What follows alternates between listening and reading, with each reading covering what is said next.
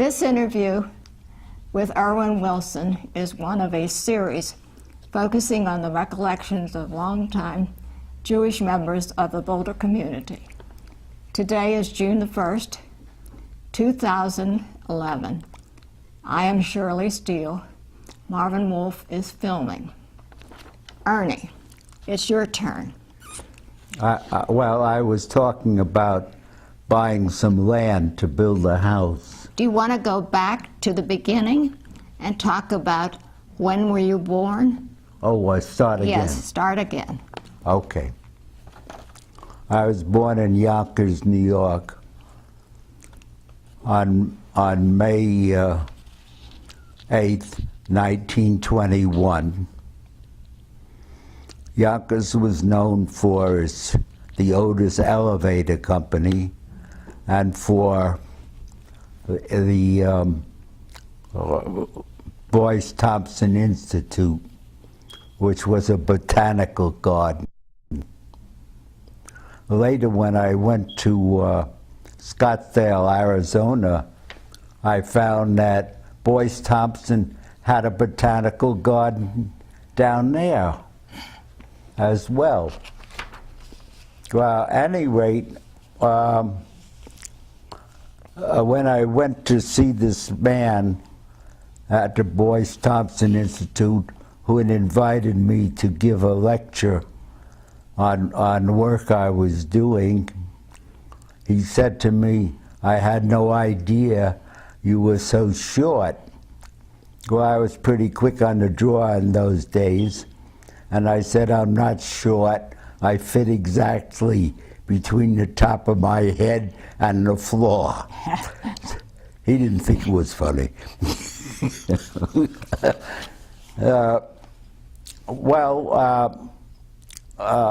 Your neighbor? I had a good job at Columbia University. I was. Do you want to go back to when you were a child, where you lived, your neighborhood? When was that? You were talking about when you were a young boy, yeah, and what it was like there. What about Columbia? No, when you were a young boy growing up when I was in there? Yonkers. I'm sorry? When you were young in Yonkers, growing up. Why did I leave? Hey, Shirley, Yeah. may I make the suggestion you go straight to Boulder? Okay, all right, go on. We'll see where it goes. All right, go on. I'm sorry, I interrupted you. You were talking about Columbia. You want me to tell you about Columbia? Sure. Okay. It was interesting. I started at Columbia as what might be called now a postdoctoral student of a man named Nachmanson, who was a neurochemist. And in those days, the early biochemists were physicians who learned something about biochemistry. But he didn't know much about biochemistry, and I knew nothing. Oh, I was a chemist. In fact, I never knew much about biochemistry. I was a chemist who did work that was interesting for biologists. And I was paid from a grant that he had. Well, he pushed me. He had confidence in me, and he pushed me. And first I should tell you something interesting. When I got my PhD at where did I get it? At Columbia, I applied for jobs, and I remember I applied. In fact, you didn't have to apply for them. They recruited you. They sent recruiters to interview the new PhDs to offer them jobs. Monsanto didn't offer. I was surprised. when I came into Monsanto, he didn't say shake hands or say sit down or anything. He just said, you wouldn't be happy at Monsanto. In those days, you had to put your religion down. So I said, well, you know. And then the next interview I went to was a man at DuPont. And so I was angry. So I said, I want you to notice I'm Jewish, and I yelled at him. And he said, I don't give a shit what you are. And he offered me a job. How did you get to Boulder? Oh, well, as I say, I was adventuresome in those days. But Boulder had, the chemistry department had won a Center of Excellency Award. I don't know if you know what those are. But the federal government gave them, trying to build up departments in the Rocky Mountain states, gave money to interview people and to pay their salary for 8 years. Now at Columbia, it was interesting. They never paid my salary either, because I had won a Career Development Award from the federal government, which paid my salary. And then I won a Lifetime Award. They ended those, though, which paid my salary. And well, so here I come to the University of Colorado. I interviewed and gave a lecture on my work. They liked it. And I had left, I lived in New Jersey, which was 40 minutes away from the medical school of Columbia in Manhattan. And it was a snowstorm. And when I arrived here, it was sunny and warm. And one of the professors had a wealthy wife, so he had a house near the campus of the university, and he took me to lunch on their patio, where a maid served me, a servant, and she was very good looking, I remember. She was also active on the school board. And anyhow, it was so warm and pleasant and everything, the weather was good. I didn't know that was unusual. And they didn't tell me. Anyway, so I liked it there, and they also had money, and they told me to call up my wife and invite her out. And incidentally, I could negotiate a salary with them, and I got $3,000 more than Columbia was paying me. Columbia paid well, but not as well as you might think, because many people were anxious to live in Manhattan then. It wasn't crowded like then. You could find parking on the street. And so I negotiated a salary with them, and I found out some interesting things there. First of all, I was surprised that there were quite a few Jews in the chemistry department. One of them I didn't know turned out to be a very famous chemist. He was Jewish, as Stan Crystal. They later named the building after him. And so there were a number of them there, which surprised me. And anyhow, so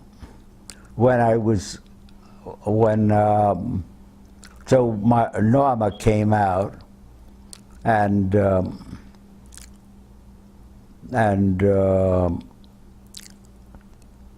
first of all, on the phone, when I was calling, I told her to get on the plane and come out. She said, "You're not thinking of taking a job there, are you?" So I said, "Why not?" And she says, "It's in the middle of nowhere."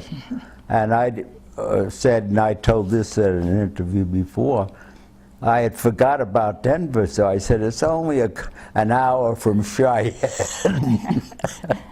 She said, "Where the hell is Cheyenne?" My daughter, so when we were moving here, my daughter didn't want to come. She had her friends and so forth. But my son was anxious to come because he thought we were going to see cowboys and, and Indians.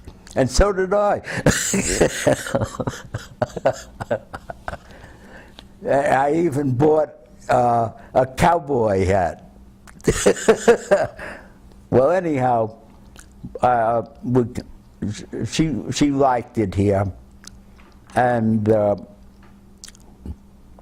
they took us to dinner and everything, you know. And the one thing I found interesting, they took us to a nice French restaurant in one of them. He wasn't Jewish, but later I found out his wife was. Forget his name. He's a little older than I am. And he took us to dinner, and he drove us there. And when he was driving on to the highway at that time to Boulder, there were lights there which would turn green when you could enter the mainstream. I don't know if I don't think they have that anymore. But he went through the light, and he got pulled over by a policeman. And he bawled the policeman out. I thought that was interesting. At any rate, so we rented a house for a year when we came. And I think I told, and I noticed that there were a lot of churches here, and that frightened me, because as a kid, the Catholic kids used to beat me up, but that stayed over. Those nice nuns taught them that Jews had killed God. Last I knew, God was still living, but anyhow. And then I was standing online to get a ticket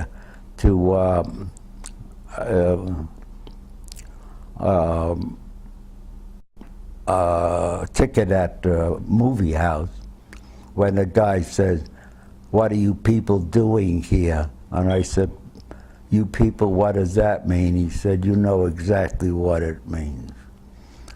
And then later I learned that the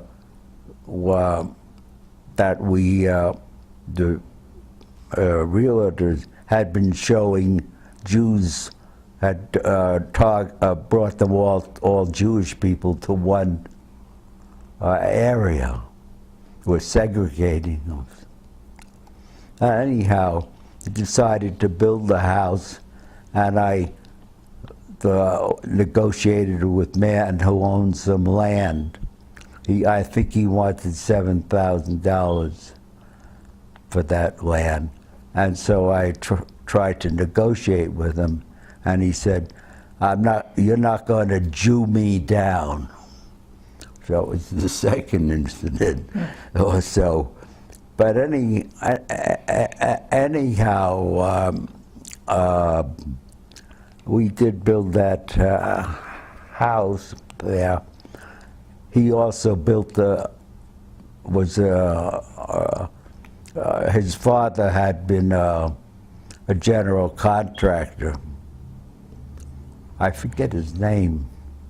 But anyway, we were living in a rented house, and things were going slowly, and I wanted, and our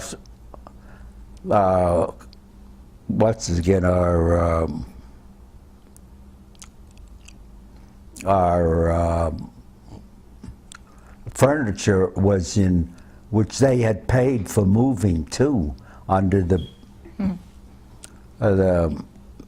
agreement with the government, was in storage, and I didn't want it to be more than a year. I wanted to, because you had to rent by the year. And so I asked them if I could help them by going to the subcontractors. And I went to she said, okay, and he gave me a name of some of the subcontractors. I went to the subcontractors, and this guy who didn't want me to chew them down, they all said to me, okay, if you guarantee to pay it. I said, why? He says he never pays his bills.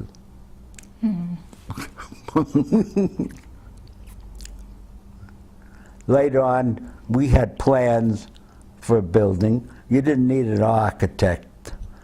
There was they showed there was magazines that had and they would sell you the plans for a house for $5 at that time. So we got this house built for him, but he didn't follow all the construction plan. I heard it was very windy in Boulder,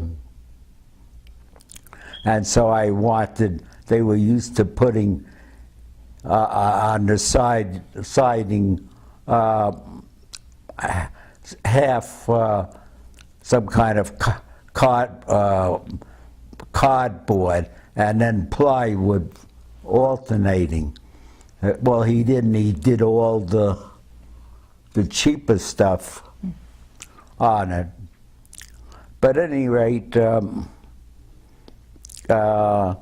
yeah, I'm not sorry we moved to Boulder, although oh yeah, another thing at Boulder was we had a house. I sold my house for $31,000, and that was in New Jersey. And for $39,000, I bought a house, a much bigger house, on the side of a cliff at Stanford Avenue in Boulder. And on nice weather, I could walk to Boulder to work, and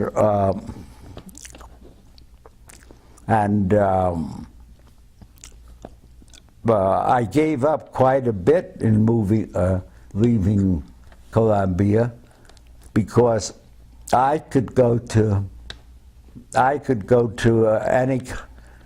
any of the schools I wanted to there. I could take a leave of action, become a doctor if I wanted to, or whatever else. And so could my children. And not only Columbia, but all the universities they had agreements with. And this is all free. And did you meet any other Jewish families? Other Jewish families? Oh, how did I meet other families in Boulder? When we moved here, I don't know how there was the beginning of there was a congregation. There was no building, but there was a congregation, and I learned about it. And members of this congregation was Art Bronstein and his wife Sylvia, who he was related to it was an in-law of his, and his wife Faye and her husband Harold Raymond, who was a retired dentist, and we became friends with them. And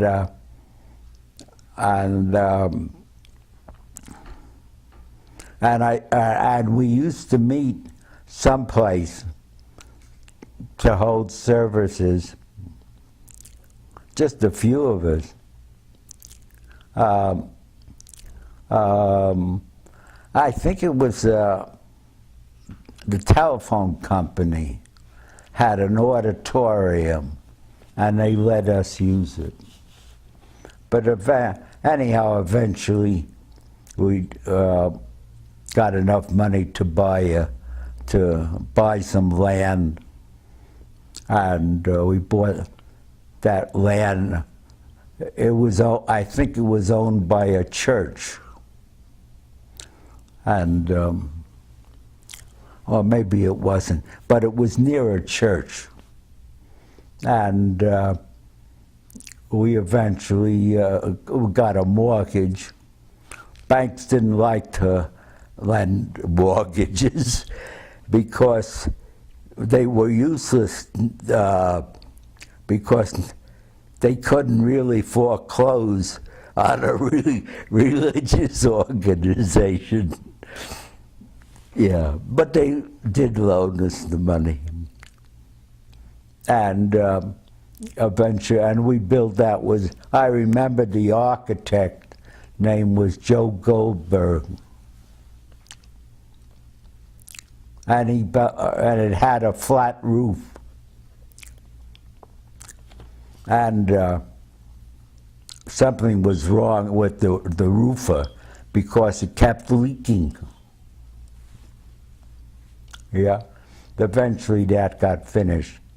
And then a few years, not so long ago, that addition was added. The place where you have the oneg had been the sanctuary. And they built that big auditorium that we now enjoy. Yeah. Yeah. What did your family think of it? Your daughter, did she like it here? I'm sorry? Your daughter, did she like it in Boulder? Did I like what? Did Susan like it in Boulder? Oh, yes. My daughter right away made friends. Actually, my son had a little difficulty making friends. And, but he made it all right, and when my son, he liked Boulder. My son went to, he took a few business courses at the University of Colorado. And they were easy and he liked them. He decided to get an MBA. MBAs were in big demand then and got paid very well. So he went there, and he went to NYU, and he was surprised, and I was too, how much credit they gave to his courses he had taken at the University of Colorado, because that was because I was paying for it. And he majored in finance, but he liked Boulder and came back to Boulder. And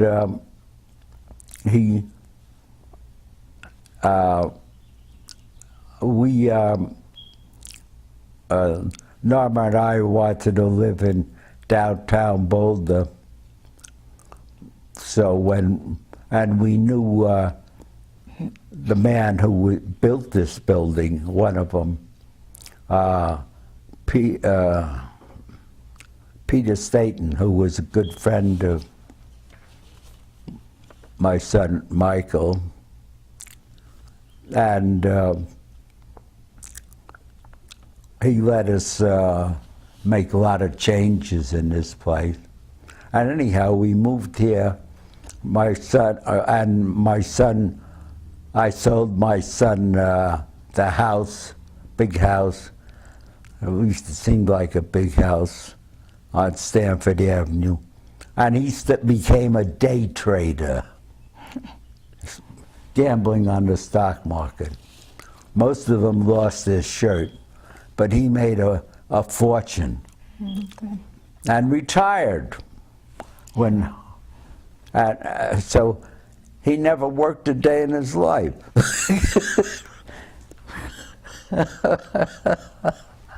I didn't like what he was doing, but he said, Dad, look at this way. I pay a lot of taxes. Right. In those days, the taxes went up to 40%. But even so,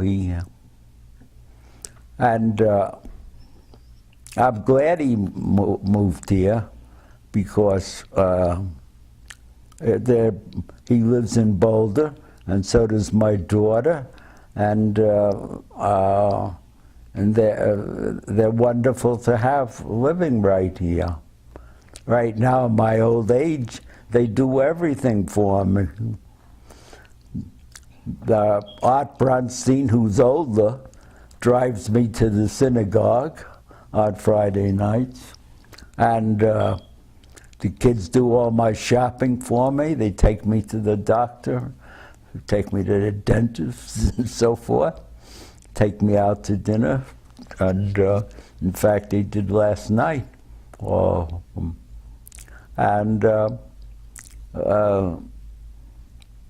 So I'm glad he didn't get a job as in someplace else, because there are no jobs for day traders in mine.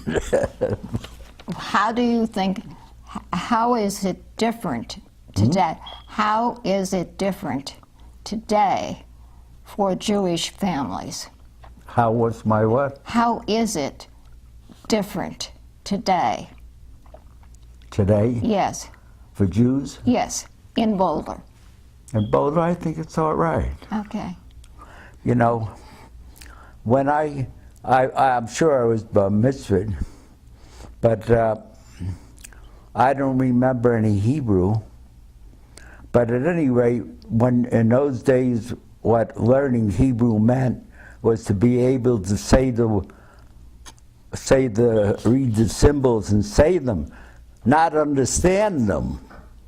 For all I know, to this day, all those people who are reading in Hebrew in the synagogue only are reading the words. They don't understand what they're saying. I like I think one of our early rabbis that we hired. Well, first of all, we had no rabbi when my son Michael was 13. So I conducted the service and gave him the blessing and bar mitzvahed him, and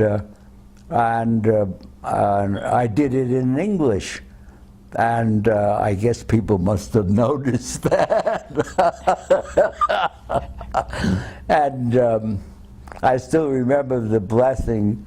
Well, I used the symbol for ancient priests of Israel used like this, and put on his head and say, "May God bless you and keep you. May he cause his countenance to shine upon you and bring you peace." And we had a rabbi, his name was Gus something or other, and he was supposed to alternate services because they were Jewish, they were conservative Jews there, and we all got together and made one synagogue, and he didn't do it, even though he agreed to it, and so they split off and made their own place. bought a house, that's Bonei Shalom. Now there are even, I don't know if there are any, I think there are Orthodox beside the ultra-Orthodox, the, what do they call them? They have a place, what? Renewal? They come from Brooklyn. The rabbi is named from the, what are the very religious Jews in Brooklyn? Chabad. Chabad? Yes, it's Chabad here. But what are they? Hasidic. The Schneerson was their famous rabbi, and they thought he was the Messiah. The Rabovishers. Oh, yes. Yeah. And they named the rabbi of Chabad. I don't know if there are any standard Orthodox Jews in Boulder, but there are these splinter groups. I forget what they're called, but I think there was a rabbi named Firestone, a woman. Yes. What is her group called? I went to, she invited Jews to come to an outdoor Yes. picnic one. And so I went with, my kids took me there, and she didn't talk. She had one of the members of the congregation explain what was there. And she said that we're trying to get Jews who have wandered from Judaism, bring them back to Judaism. So I said, would you like to hear what T.S. Eliot had to say about that? Go ahead. So I said, they said yes. So I said, we will not cease our exploration, and all our exploring will bring us back to where we started and know the place for the first time. So this woman, Firestone, was so enthralled by that she threw her hands around me and kissed me. Yeah. Do you remember any of the? Do you remember any other Do I rabbis? remember what? Any other rabbis from Who? Har HaShem? Har HaShem rabbis. I remember there was the first Rabbi Rose. Yes. Yeah, the people at Bonei Shalom said he was their biggest recruiter. He was a very unlikable person. I remember I went to services once, and he berated all those Jewish professors who don't come to services. But I thought it was funny, because they weren't there to listen to it.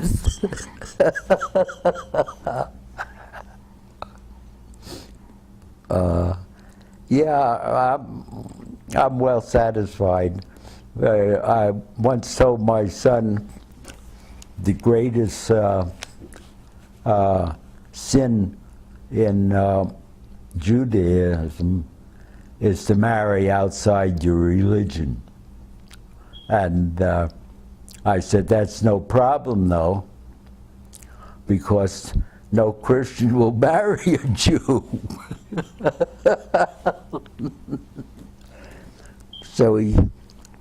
But in fact, his wife, Bobby, is a Christian.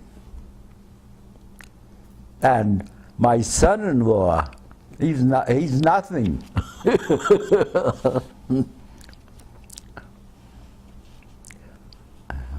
But they're very well satisfied. I have an unbelievably good son-in-law.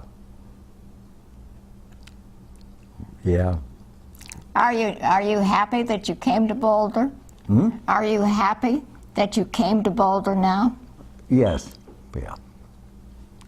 It was a good move. Although it was very difficult. As I told you, I wasn't a biochemist, but I had to teach biochemistry. I didn't know any biochemistry.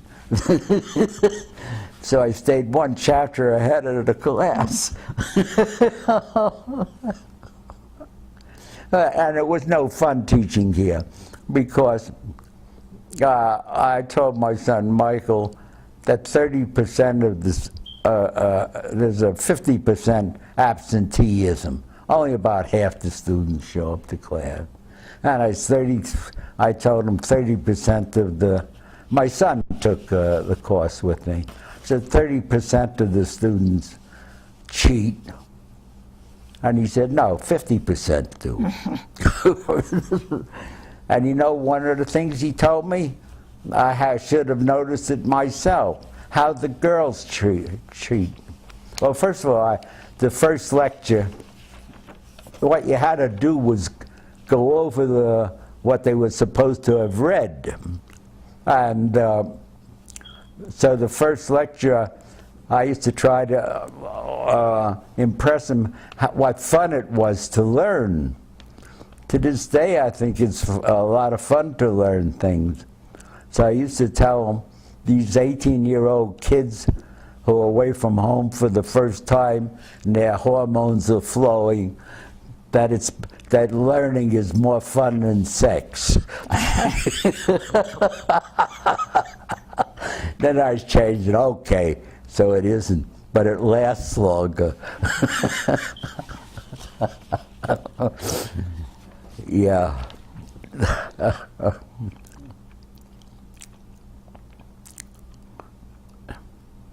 Are there any other things that you'd like to talk about? Are there any other stories that you have? I'm sorry? Are there any other stories that you would have? Stories about Boulder? What stories about Yeah. Boulder? That you know of about you and your family. Well, there were very few Jews in Boulder when I first came. That's what I mean. And so I had non-Jewish friends.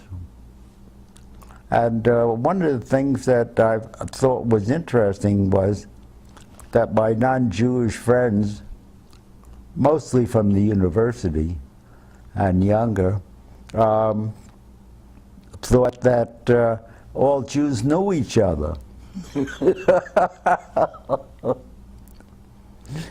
One time, I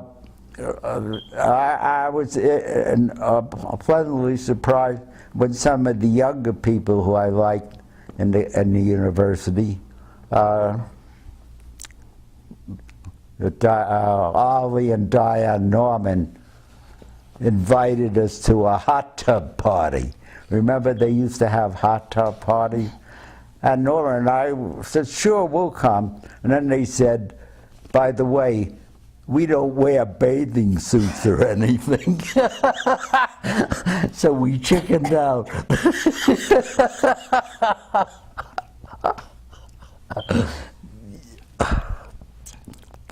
Yeah, so a lot of our friends were not Jewish. We went to, later on, when Norma and I had separated, Gina called me, remember Gina? Mm-hmm. Yes. Called me and asked me if I would like a blind date with a woman who didn't belong to the Har HaShem, but was Jewish. So I said, sure. So she called me up, and told me where she lived, and I was out near Gun Barrel someplace, and I drove out there, and she said, I want you to take you to, if you don't mind, I had invited her to dinner. I want to go to Chabad.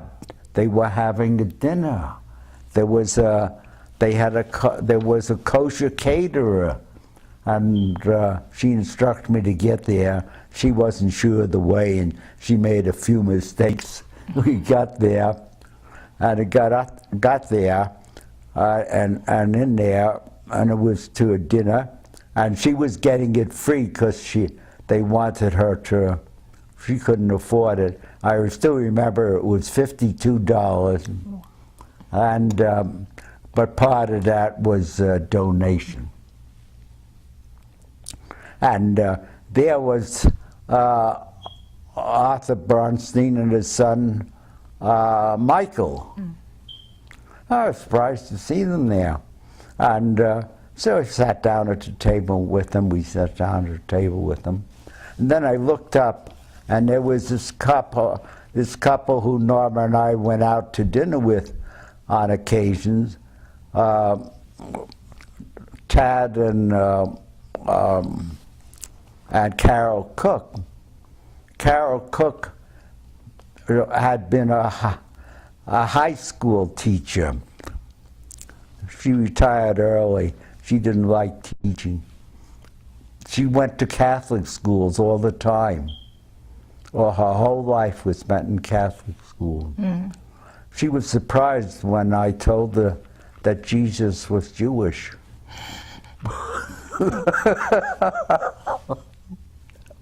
They were there. And they weren't. So I said, "What are you doing here?" She said, "A Jewish friend of ours told us we should come." So it was good. You had real Jewish delicatessen and knishes and all the Jewish dishes that I hadn't eaten for years. You know, the things that clog your arteries. Yeah. So we had a good time there. But, yeah. Yeah.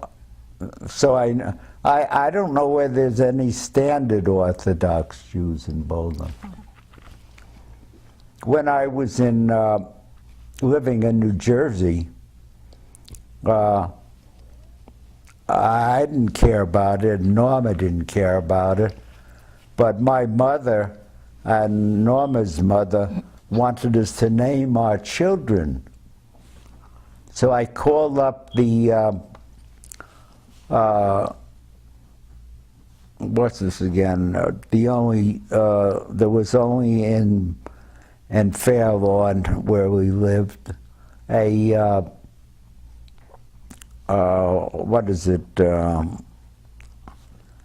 A conservative congregation, and told them what I wanted, and they said, "Well, you're not a member, so we can't name your child." So I finally called up the Orthodox thing where my mother lived, and at that time it was a store. You know, there were stores under apartment buildings there in New York at that time, in Manhattan. And they said, "Sure, come on over. You don't have to bring the child, just come on over and we'll name it." So I went over there and gave them a donation, and that was it. Shirley, why don't you take a break? All right. Just a minute, just a minute. We're on camera. Actually, the real religious person in his family is his son Michael.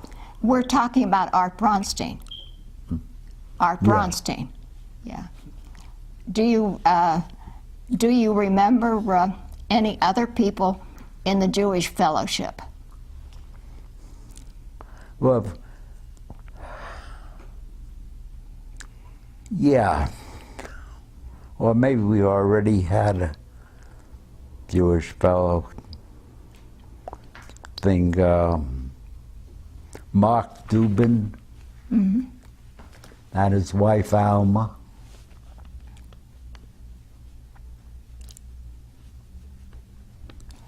Why was it important to you? Why was the Jewish Fellowship important? Well, to me, I wanted to have my son Bar Mitzvah. That was it. I wasn't religious at the time. Okay. And I guess I'm still not religious.